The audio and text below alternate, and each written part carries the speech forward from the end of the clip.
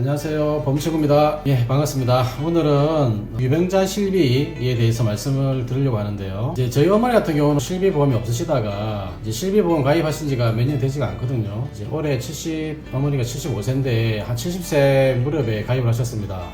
근데 이제 유병자용 실비가 참 주위에서 이게 말이 많았습니다. 이 보험에 대해서 저도 제일 처음에는 잘 모를 때라 가지고 이 유병자 실비가 비싸기도 비쌀 뿐더러 또 혜택이 많이 없단 말이죠. 예를 들면은 우리가 흔히 말하는 링겔, 이제 몸살 났을 때 링겔 맞는 거 있잖아요. 그게 이제 주사제인데, 주사라 하면은 주사바늘로 누르는 게 주사가 아니고 이제 몸에다가 용액을 넣는 게 다 주사입니다. 그러니까 링겔을 통해서 이제 넣는 것도 다 주사제로 보는 거죠.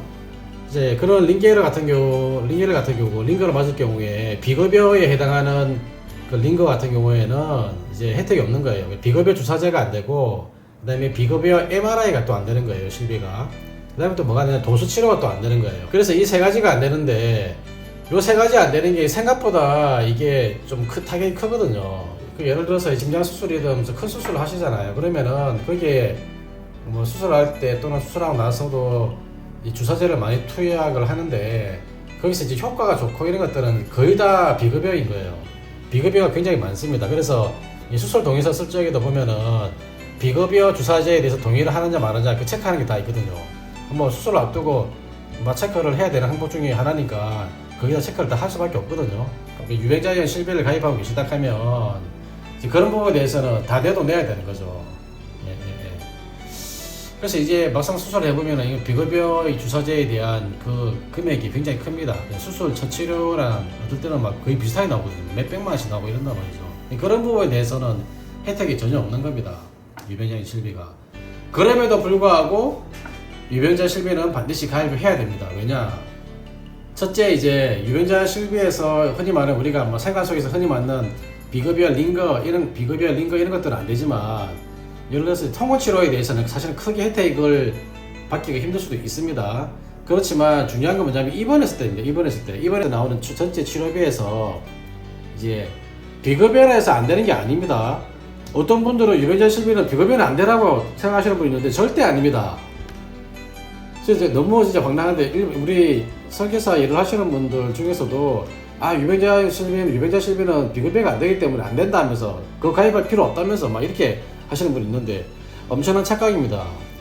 비급여도 되고 급여도 되고 다 됩니다. 다 되는데 단지 아까 말한 그 안 되는 게 있죠. 비급여 주사제, 그 비급여 MRI, 그 다음에 도수치료 요런 것도 빼고는 다 되는 거예요. 건강체든 유병자용 실비든 다 된단 말이죠. 그렇기 때문에 여기서 중요한 게 있습니다. 내가 비급여에 해당하는 수술을 받으셨더라도 아까 해당하는 그 보상하지 않는 그런 부분만 빼고는 다 보상이 되는 거예요. 예를 들면은 저희 어머니 같은 경우는 지금 양쪽 무릎을 인공관절 수술을 하셨거든요. 무릎에 인공관절 수술을 하셨는데 이게 뭐가 있냐면은 제 손으로 매뉴얼로 직접 이제 의사 선생님이 예전에 하시던 방식대로 하시는 방법이 있고, 최근에는 거의 다 그 로봇으로 다 하잖아요. 로봇으로 인공관절 수술을 하는데 로봇으로 인공관절 수술을 하면은 전체 그 치료 비용 중에서 거의 한 80% 정도가 전부 다 비급여입니다. 비급여. 나머지 한 20% 정도는 급여고.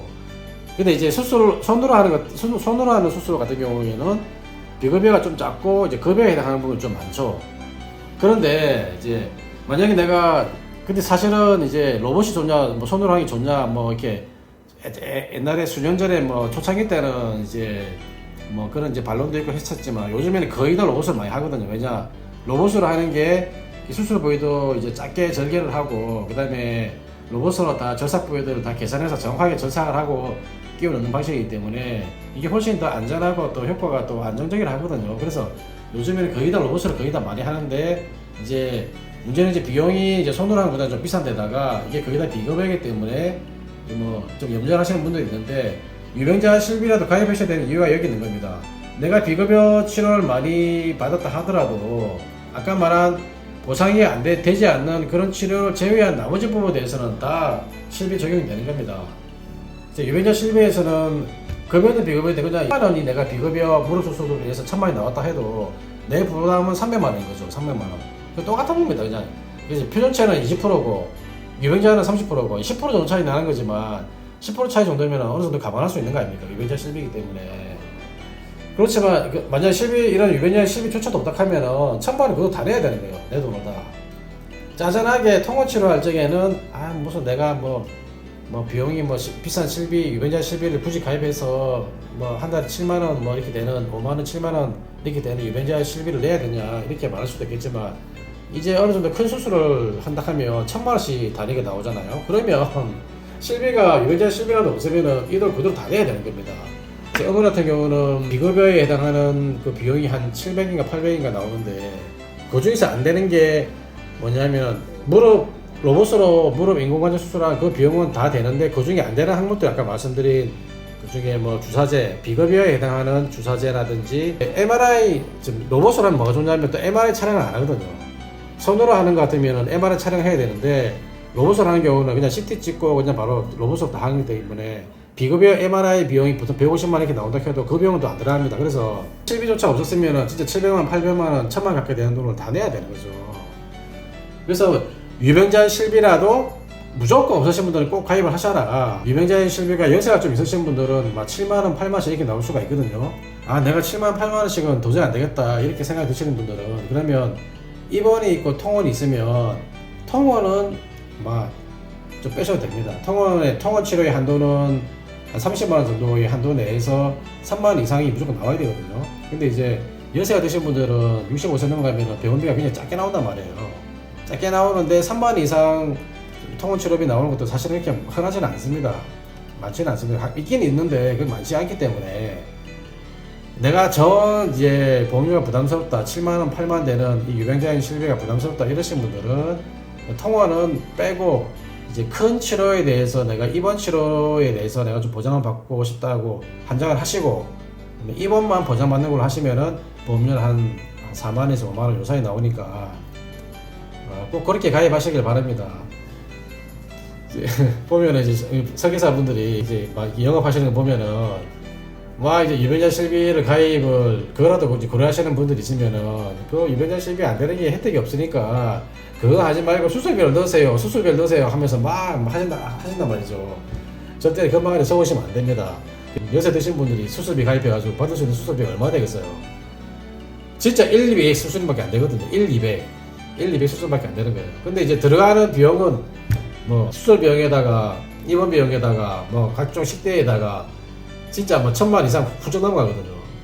근데 수술비 보험으로 거의 커버가 돼 있냐 이 말입니다. 물론 질병 후유장애 넣어가지고 하면 되겠지만 연세 65세, 70세 가까이 되시는 분들은 질병 후유장애 2,000만 원만 넣어도 보험료가 15만 원씩 이렇게 나올 텐데요. 그러니까 이제 그런 말들에 여러분들 절대 형떼지 마시고 모든 보험의 기초는 실비예요. 실비 무조건 실비 이것만 기억하시면 됩니다. 실비에 대해서 수당이 작기 때문에 자기 유익을 위해서 그냥 실비는 가입 안 시키고 이걸 가입하세요 이렇게 하시는 분도 있기 때문에 그런 부분들은 주의를 하시길 바라고 이 영상을 만약에 자녀분들 보신다 하면은 부모님들 이제 보험 가입을 실비를 가입하실 때 꼭 참고하시고 도움이 좀 되셨으면 좋겠습니다. 네, 오늘 여기까지 하고 다음에 또 찾아뵙겠습니다. 감사합니다.